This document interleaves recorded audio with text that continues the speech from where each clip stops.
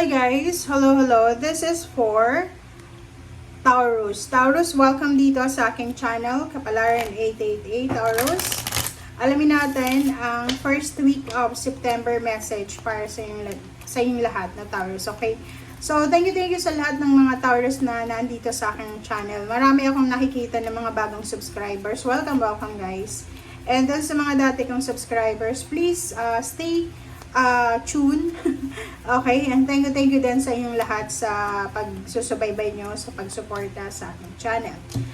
And please connect your intuition guys sa lahat ng baraha na lumalabas sa ating tarot reading para alam nyo kung resonated kayo or hindi. Wow! Reverse na crossroads and 12. Bird 7. Okay. Meron dito na Taurus. Sa first week siya ng September. There's a Taurus. Okay. Merong Taurus dyan na posibleng siya ay makakatanggap siya ng balita tungkol sa hinihintay niya. Like, naghihintay ka ng collaboration, partnership, contract signing, visa, passport documents, government documents, or anything.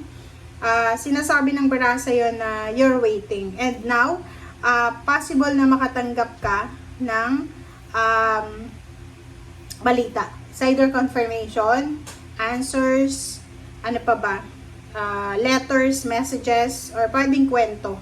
Pwedeng kwento, yun. Pwedeng meron kang matatanggap na kwento from your family or from someone na, uy, si ganito, ganyan, kilala mo ba, ganyan, ganito. So, marami kang matatanggap na balita, okay, sa linggong ito.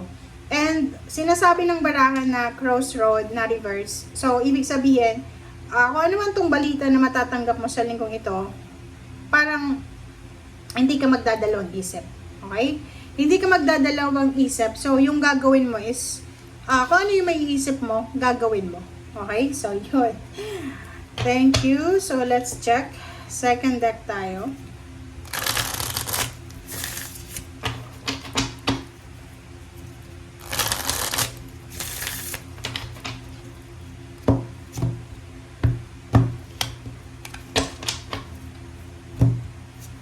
Okay, first card natin is Hangman. Second card is Five of Cups. I hope na nasa alignment tayo. Eight of Coins. Ace of Cups. And the Moon. Okay, nasa alignment ba? Alright, so, ang ilalim mo dito is Ten of Coins and Knight of Cups. Wow! So, nakikita ko siya dito na possible, mga Taurus ito if you're Taurus na single, huwag kang masyadong magmamadaling mag-asawa. Okay? Lalo na kung babae ka. Kung babae kang Taurus, huwag kang masyadong magmamadaling mag-asawa. Kung nasa below 30 years old ka. Kasi dito sinasabi na posible kang makatagpo ng lalaki, na yung lalaking ito is financially stable siya. Yung financial security niya ay sobrang stable. And family-oriented siya. And parang ano siya, old money. 'Di ba? So, parang galing siya sa mayaman na pamilya. Or meron talaga siya na simula nang isinilang siya, talagang mayaman na siya. Okay? Okay, Taurus. First card natin is Hangman and the Moon. So, sinasabi ng bara sa'yo dito na huwag kang matakot.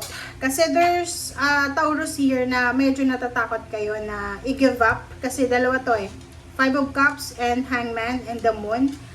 Etong dalawang barahang to, or tatlo pala, Five of Cups, Hangman and the Moon, pare-pareho yung energy niya. Sobrang negative. Kasi yung Five of Cups, posibleng nakafocus lang tayo sa trabaho na nawala, relationship na wala, parang ganun. Like for example, ang example dito Taurus, galing ka sa heartbreak, kaka-break nyo lang ng boyfriend or girlfriend nyo, ng asawa nyo, pwedeng dito sa 8 of Coins, pwedeng kaka-terminate lang ng contract mo, kakatapos lang, or hindi na na-renew yung contract mo. So, sinasabi ng barahan na to na huwag masyadong mag-focus sa kung ano yung nawala. Okay? I-welcome natin kung ano yung mga possible na changes sa buhay natin. Iwasan natin yung sobrang panghihinayang. Kasi parang, nakikita ko siya dito, lahat ng actions mo, kumbaga decision making, palagi kang nangihinayang. So, dito sinasabi na just surrender. Surrender to the uncertainty. Surrender to the flow of life. Just let go. And huwag kang matakot, okay? Believe in the impossible. And yun, mag-pray lang tayo kasi yun lang yung kailangan natin gawin. Lalo na sa mga panahon na rejected tayo, sa panahon na hindi pumapapar sa atin yung sitwasyon. And 8 of Coins and Ace of Cups, sinasabi ng baraha, okay, maraming nawala sa inyo. Nawala ng relationship, nawala ng suporta, nawala ng trabaho, nawala ng ipon, or kung anong pa man. Huwag kayong masyado, yung sabi dito, huwag masyadong mag-focus sa nawala. Make sure na mag-focus ka sa kung ano yung darating. Kailangan mo makarecover na eh. Okay? Sinasabi ng baraha na ihanda mo yung sarili mo because there's incoming. Like for example, a new job, pwedeng may bagong trabaho na darating, merong pagkakataon ka na makapagsimula na para ma-achieve mo yung mga goals mo sa buhay, new job, new career, new locations, new residence, new zip code, parang mga new proposals, o kung ikaw ay business person or freelancer. And at the same time, kung ito ay relationship, sinasabi ng barahan na ihanda mo yung sarili nyo, mga puso nyo, kasi marami kayo, ihanda yung puso nyo kasi there's a new relationship na parating, and be positive, yun yung sinasabi ng baraha. Okay.